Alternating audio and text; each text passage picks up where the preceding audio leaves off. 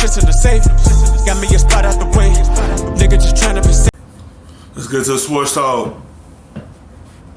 Impact on the team last year, and he said, quote, "It's not that we didn't know how to act around him. It's that we didn't know how he was going to act. We didn't know what his moods were, and we didn't know what Kyrie was going through."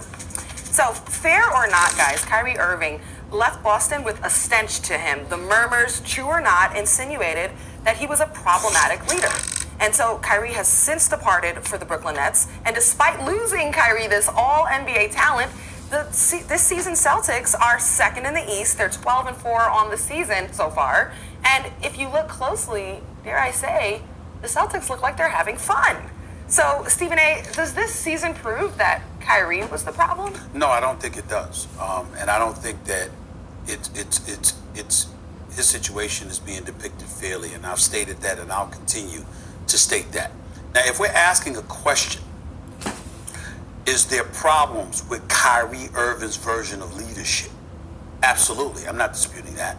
And I'll leave that to Max to touch on. There's no question about that. But to act like that was the problem in Cleveland, to act... It wasn't a problem in Boston. It was just so many egos on that team. People ain't know how to sacrifice to win games. Everybody wanted to be the guy. When you got everybody on the team that want to be that guy and want to lead the team and all that, no one ain't suspecting to win because it's too many going on. Two-head collision. That's the only thing you get from a young team. They don't know how to sacrifice. If they would have learned how to sacrifice, the Boston Celtics would have went to the final. But ain't no how. Then you got to coach. Let a player start after he already been out for a year, then you know they're going to cause friction in the locker room. Like, why is he starting and he just came off a major injury? You know they want to go see eye to eye from that. They go think that's favoritism right there. Like that was the problem in Boston is where I raise up and I say, nah. Now, I'm not going to get into people's business. That's not my style. What I would tell you is that he was done dirty in Cleveland. They know what I'm talking about. We're going to leave it at that. He was done dirty. And if the kind of stuff that happened to him, had happened to other people, they would have reacted in similar fashion. He transitions to Boston. I get what you're saying. You make it seem like it's LeBron's fault that he left Cleveland. No. Kyrie is a person that want to be his own man. Cleveland wasn't going nowhere at the time Kyrie was the man of that team. It's nothing towards Kyrie, because Kyrie is a superstar, amazing player. He one of those players that need another guy next to him to be able to get that team over the hump. LeBron seen an opportunity there with a good player and wanted to go play with Kyrie so he could bring one to Cleveland. And that's what he did.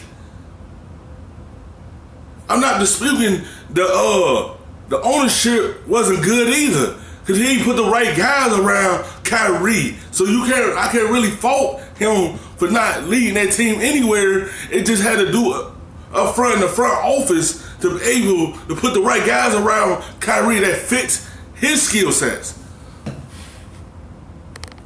Here's what happens in Boston, and Max and I have been known to disagree on this point. I make the contention that Gordon Hayward being inserted into the starting lineup was the death knell to that organization last season. In fairness to Brad Stevens, who I'm very fond of, and in fairness to Danny Ainge, who I respect profoundly, and he and I have spoken, and we respectfully disagree, but I make my position very, very clear. Brad Stevens coached Gordon Hayward at Butler. That was his star. That man was not ready. I like Gordon Hayward. I'm proud that when he gets healthy, he's on the floor, that brother can play. But he was not healthy. And he was getting waxed in practice. He wasn't ready.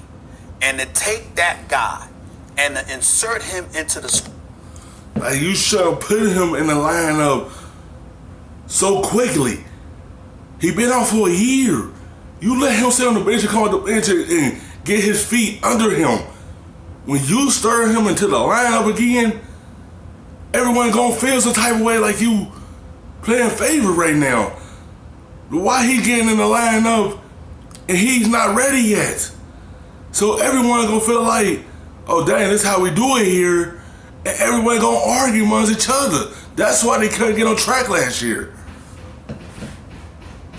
Starting lineup, and I'm gonna go here, Max.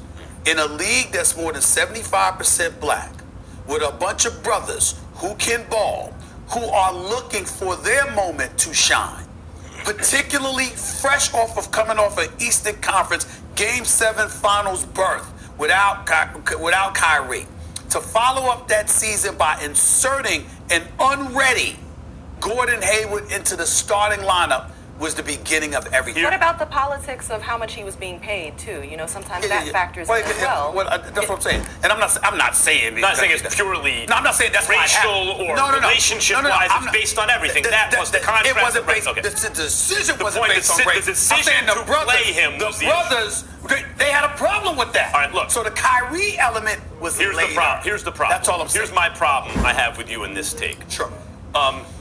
Your hypothesis is undisprovable. So what is undisprovable hypothesis? When you can't disprove a hypothesis, it makes it a religious belief. If it can't be disproven, and I'm just saying there's no evidence, it seems to me, about Kyrie that will satisfy you that it's on him. Before I let you go on, the only part that I think that's unfair about your characterization is I came on here on First Take before we even got into a conversation about Kyrie Irving and told you I had spoken to people, and that's where I got it. Yeah, I understand. I didn't believe you this. Can I was told this. You can selectively use that evidence and say, well, with the Cavs he was done dirty, and with the Celtics it was Gordon Hayward, and now what is it with the Nets? Because at a certain point you look, there's one consistent character through all this, and that's Kyrie. It's not that he doesn't have a good leadership style, it's that he's not a leader. That's not his character. That's not him. He has to understand sometimes it's hard to lead a team. We understand that you want to be the guy, but it's not that easy to lead a team to a championship. It's not that easy to lead a team full of guys and play your style of basketball. It's hard to do that. I understand he want to be the man, but sometimes it's okay to have somebody next to you that can help you win rings. When you constantly want to be your own man, they don't know what you get. They don't know what they getting once you step in their organization. Kyrie is a dominant player. He could change an organization, but he also one of those guys that need another superstar to go along with him to help him win titles. He got to understand it's not that easy to lead a team. And then you with a team full of ball handlers who had success when you was hurt, and then you come back and their touches went down. Of course, it was gonna be tension right there because they all felt like they was the star players.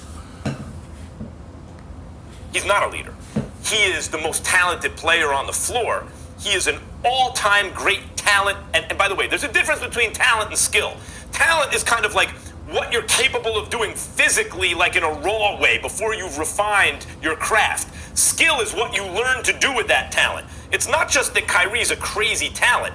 He's the most skillful player you will ever see. The talent plus the skill, but the knowledge of how and when to deploy it, the leadership in the locker room, all those things, it's not happening. And worse than that, we keep hearing the same thing. Thanks for watching ESPN on YouTube. For more sports highlights